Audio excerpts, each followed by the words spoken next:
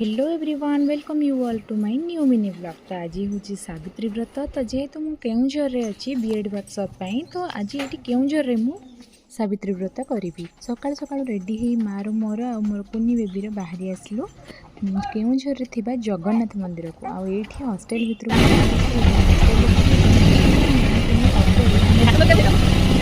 प्रसिद्ध जगन्नाथ मंदिर। तो ये आम आसी पहुँच जाइचु मंदिर रे। तो एठिकार परिवेश बहुत ही सुंदर। आपण मैंने देखिपे माँ ये दीप जाली आउ मंदिर भितर थिबा बटवृक्ष मूल से सावित्री मानकर भिड़ जमी।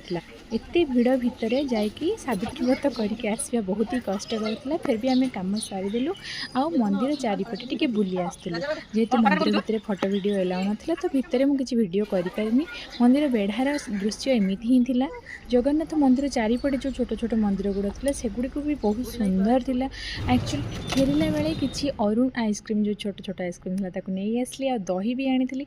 और मोर हजबैंड सहित मोर ऑनलाइन सावित्री व्रत पालन होची। प्रीवियस ईयर मोर फास्ट सावित्री व्रत थिला आ मुझे घरे थी, किंतु एई वर्ष मुझे केउंझर रे अच्छी तो मुझे ऑनलाइन रे वीडियो कॉल करके सावित्री व्रत करुच्ची। तो जब वीडियो भल लगी ताले वीडियो को निहाती भाव लाइक करेंगे, शेयर करेंगे।